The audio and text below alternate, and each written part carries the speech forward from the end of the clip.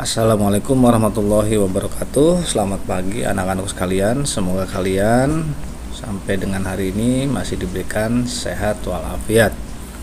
Baiklah, jangan lupa berdoa, kemudian isi daftar hadir yang sudah disediakan. Baiklah, pada pembelajaran jarak jauh hari ini kalian akan melanjutkan pelajaran keempat Bupena tema 1 subtema 2 dengan judul manusia dan lingkungan. Baiklah, kita simak penjelasan yang akan Pak Guru sampaikan berikut ini di pembelajaran keempat tentang muatan IPS tentang kenampakan alam serta keragaman flora dan fauna di Indonesia. Kita perhatikan baik-baik. Di sini ada kenampakan alam di Pulau Sumatera, di Pulau Jawa, dan di Pulau Kalimantan. Untuk di Pulau Sumatera, kenampakan alam ada gunung yang bernama Gunung Leser, Gunung Kerinci. Kemudian sungai yang ada di Pulau Sumatera yaitu Sungai Musi dan Asahan. Kemudian di Pulau Sumatera memiliki cukup banyak hutan hujan dan hutan gambut. Flora yang bisa disaksikan di Pulau Sumatera yaitu bungong jempah kenanga. Kemudian jenis fauna atau jenis hewan yang bisa ditemui di Pulau Sumatera adalah gajah, orangutan, dan harimau. Berikutnya kita perhatikan kenampakan alam di Pulau Jawa. Gunung yang berada di Pulau Jawa adalah Gunung Semeru dan Gunung Merapi. Kemudian sungai yang bisa kalian temui di Pulau Jawa ada Sungai Bengawan, Sungai Solo, dan Sungai Citarum. Kemudian banyak hutan hujan ya, dan terdapat padang rumput kering di Jawa Timur. Berikutnya jenis flora atau tumbuhan yang bisa ditemui di Pulau Jawa adalah salak condet dan gandaria. Berikutnya jenis fauna yang bisa ditemui di Pulau Jawa adalah banteng, ayam, bekisar.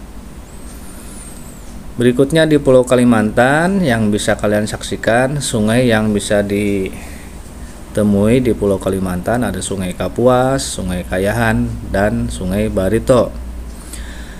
Sebagian besar wilayahnya di Pulau Kalimantan ditutupi oleh hutan hujan. Kemudian flora yang bisa ditemui di Pulau Kalimantan adalah anggrek hitam. Kemudian jenis fauna atau jenis hewan yang bisa ditemui di Pulau Kalimantan adalah orangutan, pesut, owa, dan bekantan.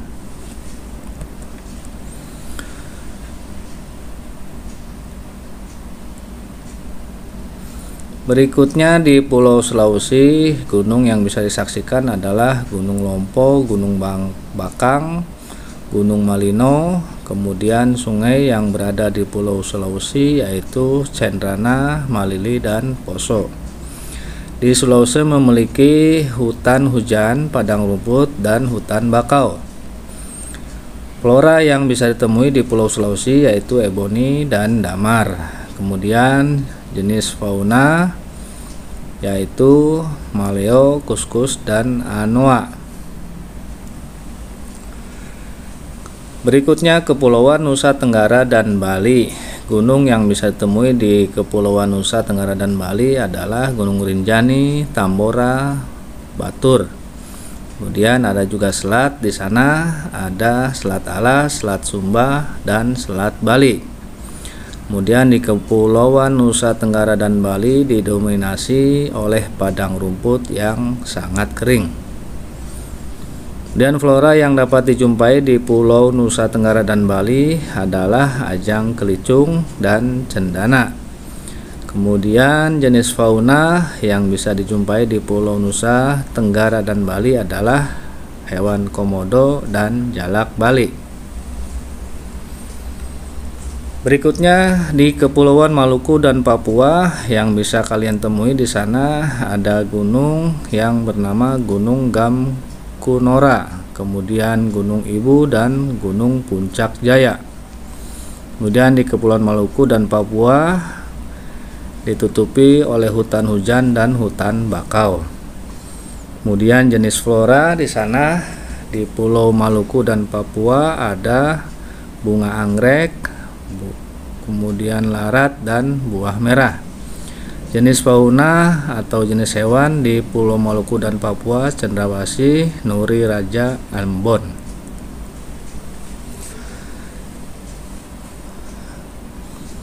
Masih di pembelajaran keempat, di sini ada muatan bahasa Indonesia akan menjelaskan tentang menentukan ide pokok dalam sebuah teks lisan. Mari kita ingat kembali langkah-langkah dalam menentukan ide pokok pada suatu teks lisan. Yang pertama, dengarkan teks dengan sungguh-sungguh. Kemudian yang kedua, catatlah permasalahan atau peristiwa apa saja yang sedang dibicarakan dalam sebuah teks. Kemudian 3, tentukan kalimat utama dari teks lisan yang kamu dengar. Berikutnya masih di pembelajaran keempat ada muatan PPKN tentang sikap kepedulian yang sesuai dengan nilai-nilai Pancasila. Pancasila merupakan pedoman hidup masyarakat Indonesia. Dengan berpegang teguh pada nilai-nilai Pancasila, maka akan terwujud masyarakat Indonesia yang damai dan sejahtera. Kita saksikan di sila pertama nilai-nilai luhur Pancasila, yaitu hubungan masyarakat dengan Indonesia dengan Tuhan Yang Maha Esa. Kemudian di sila kedua, nilai-nilai luhur Pancasilanya, hubungan antar manusia merupakan hubungan yang sama derajatnya. Kemudian di sila ketiga, nilai-nilai luhur Pancasila, yaitu nilai kebangsaan dalam masyarakat Indonesia yang bersatu. Kemudian di sila keempat, nilai-nilai luhur Pancasila, yaitu musyawarah untuk mencapai mufakat dalam menyelesaikan masalah yang ada.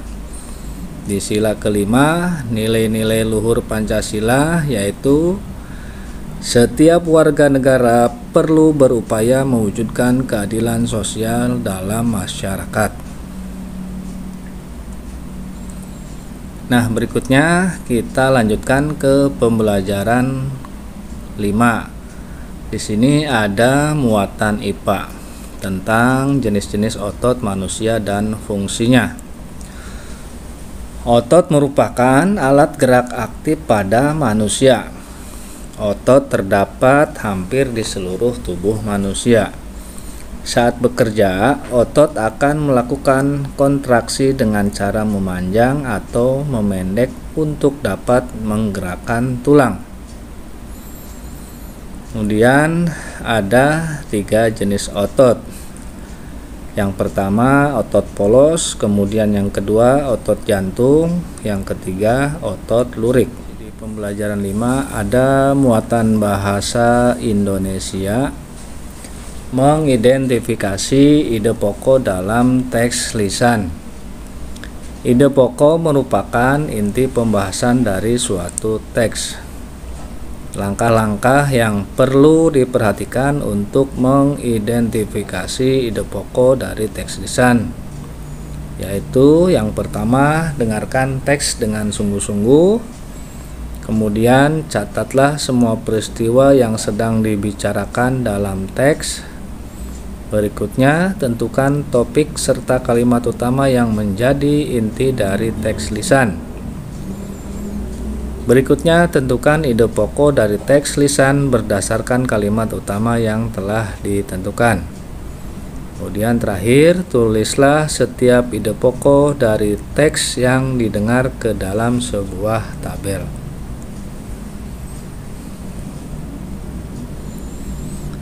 Baik, berikutnya pembelajaran ke-6 ada masih Muatan bahasa Indonesia menceritakan kembali isi teks berdasarkan ide pokok. Langkah-langkah untuk menceritakan kembali isi teks berdasarkan ide pokok diantaranya: 1. Catatlah informasi penting yang disampaikan dalam teks. Kemudian kedua, buatlah ide pokok dari teks yang dibaca atau didengar. Ketiga, buatlah kalimat utama yang berisi ide pokok tersebut. Keempat, buatlah beberapa kalimat yang berisi informasi-informasi penting dari teks. Kelima, perhatikan ejaan dan pemilihan kata saat membuat kalimat. Keenam, susunlah kalimat utama dan kalimat pengembang hingga menjadi teks baru yang urut.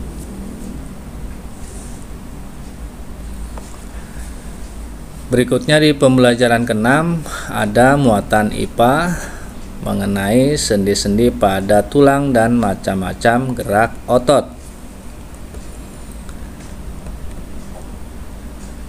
Tulang satu dengan tulang yang lainnya dihubungkan dengan sendi.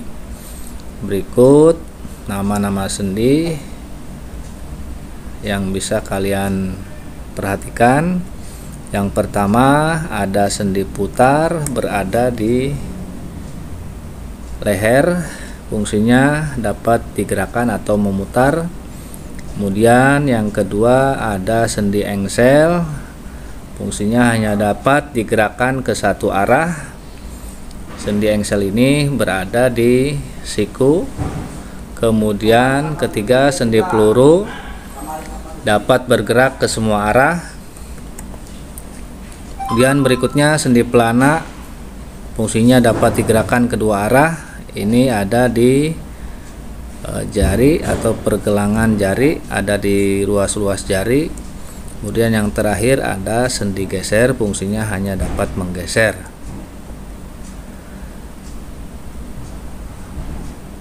Berikutnya macam-macam gerak otot pada manusia. Pertama, gerak menekuk atau meluruskan. Gerakan dilakukan pada bagian sendi engsel dan pelana. Contohnya gerak lutut, siku, dan ruas-ruas jari tangan. Kemudian gerak menurunkan atau menekan ke bawah.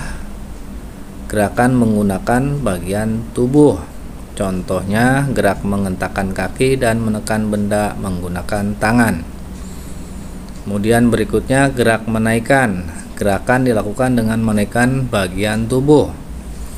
Contohnya saat mulut terbuka kemudian kembali tertutup. Kemudian gerak memutar. Gerakan dilakukan pada sendi putar dan peluru. Contohnya gerak kepala menengok ke kanan dan ke kiri. Berikutnya gerak menjauhkan dan mendekatkan tubuh. Dilakukan dengan menjauhkan dan mendekatkan tubuh. Contohnya gerak merentangkan tangan dan menggerakkan kaki ke arah samping. Mungkin ini yang dapat Pak Guru sampaikan. Semoga dapat membantu kalian dalam mengerjakan latihan yang akan Pak Guru berikan. Terima kasih atas perhatiannya. Wassalamualaikum warahmatullahi wabarakatuh.